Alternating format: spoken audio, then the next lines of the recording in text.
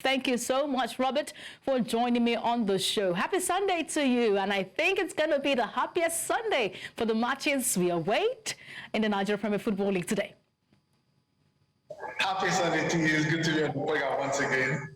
It's great to have you on the show. Let's talk about the contentious penalty. I will not start the MPFL conversation without that penalty. That penalty met loud protests from the players and fans of Bendel Insurance, as that also delayed the whole process before the penalty was taken. To you, was that a penalty? Should that have been a penalty or not? I'm hoping we can see the clip right now. Should that have stood from the referee or not? I think it should have been a penalty. Or in this case, let me rephrase. Okay. I believe it's a penalty because apart from the fact that the player was the last man on the line, he also should I say improvised. I don't want to use other words. He improvised by making sure that the ball did not get into the back of the net, and of course he thought he diverted the ball out for a corner kick, but I think there was the use of the hands there, and that was duly spotted by the assistant referee alongside the referee, in which resulted to the penalty that was awarded to Kano Pillars yesterday. All right, I was hoping that we could see the video to let the fans, of course, make judgment themselves. But if one who follows the MPFL says it's a penalty, all right, okay, it's all good too. Kano Pillars, but Bendel Insurance were not happy about that decision there. Still talking about Kano Pillars and their performance, Rabiu Ali, he has now scored in back-to-back games for the first time this season. How pivotal is this performance from Rabiu Ali? How pivotal is the fact that he has scored 6 goals this season and having 125 appearances for the MPFL? Robert? I think the performance of Rabiu Ali this season has been inspirational for the team. There's something very exciting about Kano Pillars, looking at the fact that you have the likes of Ahmed Musa, Rabiu Ali himself, and Shehu Abdullahi in the squad. Looking at the fact that also last time out, they got one of the most memorable away wins of the season. That is this current season against the reigning champions.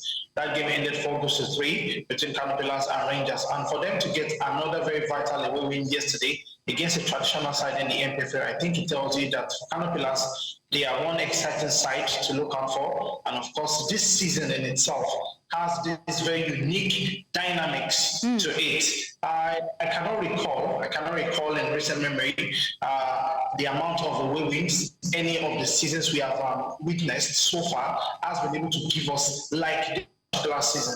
And of course, if you begin to more or less take a tally of teams who have at least 2 away wins to their names, you're going to come up with about 5, 6, if not 7 teams in the MPFL this season that have at least 2 away wins to their name. And of course, Kano Pillars just joined that illustrious list yesterday with their win against Bendel Insurance. All right, let's look ahead today. What the MPFL standing looks like right now. As it stands, Remo Stars are still leading the park right now. We could say Rivers United followed suit. We've got Aimba, Kano Pillars, if I'm correct, by the top 4 of the MPFL standing as after the games for yesterday. But we are seeing a little bit of a shaker here. Elkanemi Warriors in 5th position, Rangers defending champion in 6th. I'm wondering what's really happening though. But the top 10 sees the likes of Plateau United, Niger Tornadoes, Abia Warriors, and Sunshine Stars making the top 10.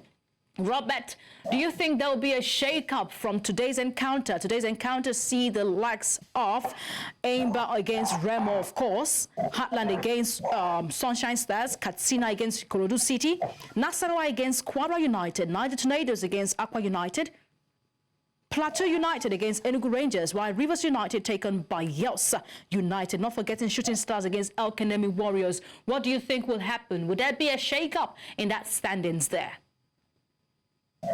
Definitely, there's going to be a shake-up in the standings today. Looking at what exactly do you think the shake-up would be? The top 4, the top 6, the top 5, or the bottom? I think I will go for a robust one. I'll go for the top 10. There's going to be a shake-up in the top 10, as well as the conversation in the relegation zone. So I'll pick up the conversation from those two categories.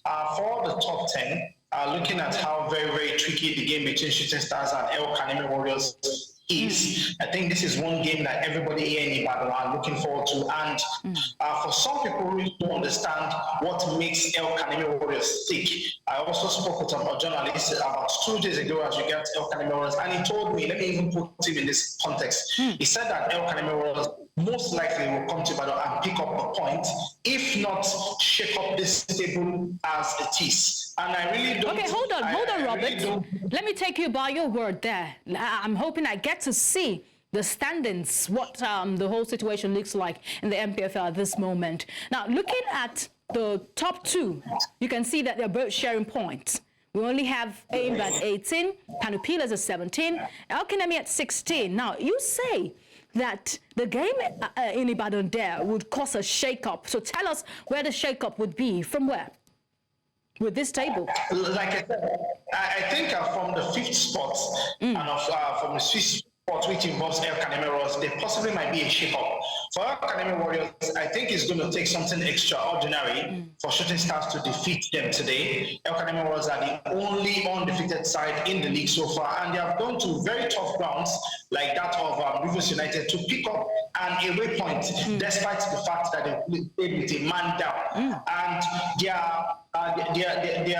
quest for a point is further strengthened by the fact that Shooting Stars are not the strongest team at home right now. In five home games, Shooting Stars have been able to win just 3 of them. And they dropped points against as well as Kano Pillars. So as well alongside Plateau United, I beg your pardon. So I think for the game today, it's going to be an interesting formation because it is more or less Shooting Stars trying to do what Ikorodu City did last week by ending the run of Rivers United. Shooting Stars will be hoping to more or less do the same by ending the unbeaten run of El Kaneme Warriors, and I think that is going to make for an interesting fixture. So with Shooting Stars having this in mind, they might also be vulnerable in their quest to go all out to end El Kaneme's unbeaten run, and of course for El Kaneme, they can more or less profit from the fact that for Shooting Stars, they would be a little bit desperate in their play today. So I think that is where a possible shake-up will come in. And of course, looking at Heartland as it is, I believe that Heartland possibly might be able to move up into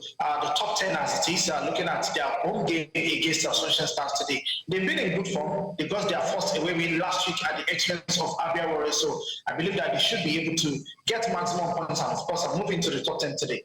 All right, let's take you by your words. I'm hoping that they can move into the top 10 indeed. El Kaneme Warriors will be a hard nut to crack. And I think Shooting Stars are looking like those that are beatable, as they have not had a very good performance heading into the 2024-2025 season. Thank you so much, Robert Olimene, for joining me on the show. So we just finished the conversation around the MPFL. Let's go to Europe, isn't it? Let's take it through. Why not?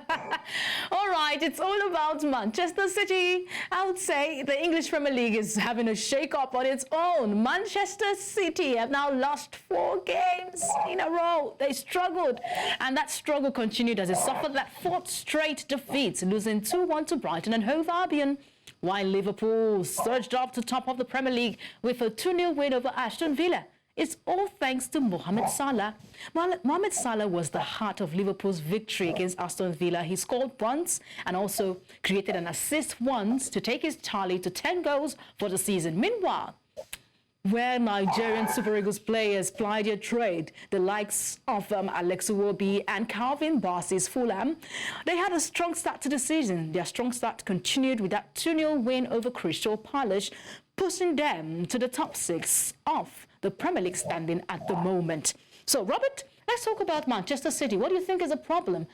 We thought after having them lose against Sporting, the biggest loss ever though, against Sporting in the UEFA Champions League, they return again.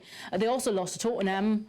They return again this time around, having to lose. This is the first time having to hear Pep Guardiola's charges are losing 4 games in a row straight sets, as they would say. What do you think is happening to Pep Guardiola's charges? First and foremost, let me say that their loss yesterday to Brighton was their second ever loss to Brighton. Yes. That was indeed the second one. Yes, and I think for Manchester City, I would lean towards the fact that injuries have not really been kind to the team, and that is what that is practically affecting the team, because if you look at the faces of the players you saw in the team yesterday, for the young centre-back yesterday, I think is one greenhorn that Pep Guardiola has had to draft into the team. For Kevin De Bruyne, he's just coming from an injury. He's not the best right now.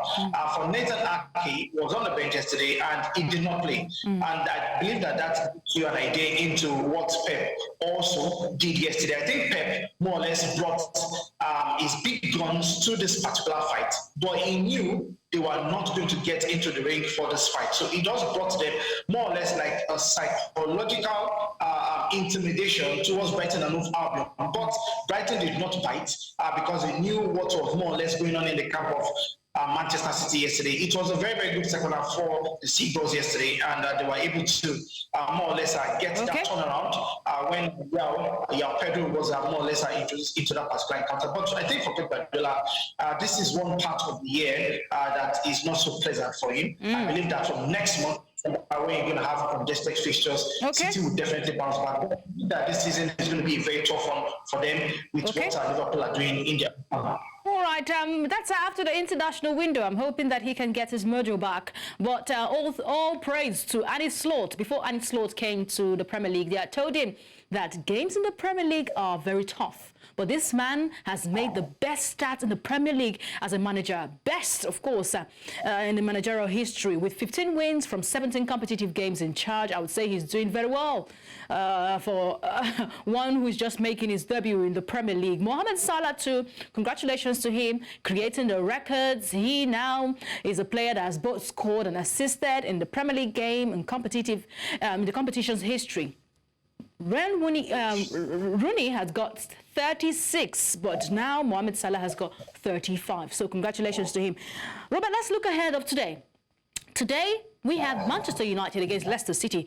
And Manchester United, we've been waiting for Ruben to take charge of the team. And this is the game where he has been pitched to take charge of the team, Manchester against Leicester City. What do you anticipate today for Manchester United? Are we going to see a win?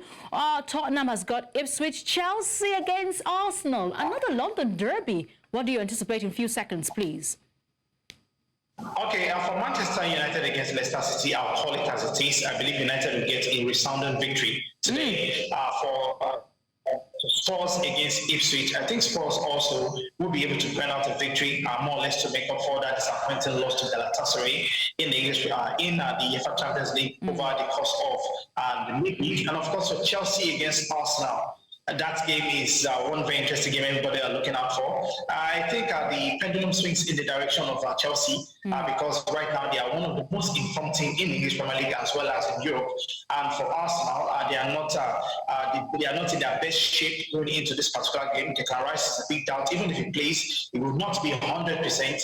That is if he plays today. And of course, I'm looking at other injury worries for Arsenal. Martin Odegaard is still on the sidelines. He possibly will not be around today. So I think for Chelsea, they possibly will be able to more or less rob this victory in the face of their North London rivals, and of course, they get the victory today.